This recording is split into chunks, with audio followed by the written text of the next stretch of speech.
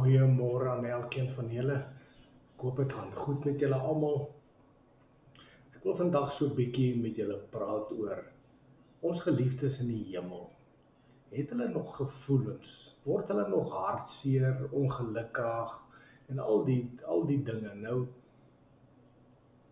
ek dink nie mens kan regtig net sê ja of nee nie. Ek dink ons moet gaan kyk na die Bybel, wat sê die Bybel daarvan. Nou, ek gaan vir jou 'n gedeelte lees. Dis 'n gedeelte wat hulle altyd op begrafnisse lees.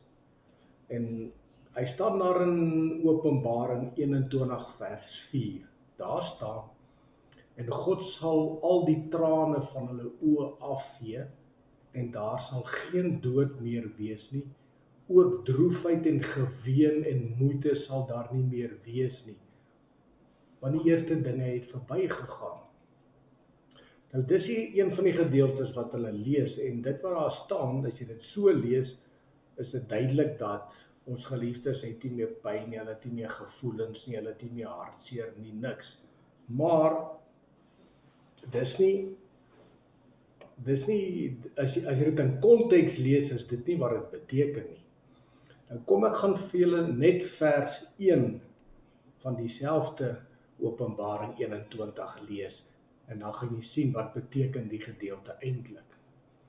Vers 1 sê: en ek het 'n nuwe hemel en 'n nuwe aarde gesien, want die eerste hemel en die eerste aarde het verbygegaan. So met ander woorde, hierdie konteks gaan oor die nuwe hemel en die nuwe aarde, wat ons nou nog nie het nie. So, ja, ons geliefdes het nie meer pyn nie, daarvan is ek 100% oortuig. Maar, hulle het steeds gevoelens. Want onthou, hierdie is nie vir nou nie, hierdie gedeelte nie. So as hulle ons hier op aarde sien, en ons huil, en ons is hartseer, het hulle ook daai gevoelens, hulle voel ook hartseer. In hierdie stadium kan hulle dit nog voel. Duidelik nie op dieselfde vlak as wat ons het ervaar nie, maar hulle het steeds gevoelens. En hulle weet, en hulle kry ons jammer, en hulle bid vir ons. En hulle het werklik gevoelens. So hierdie gedeelte is nie van wat nou aangaan nie. So ek hoop hierdie boodskap is 'n blessing vir jou, en mag jy 'n mooi dag hê.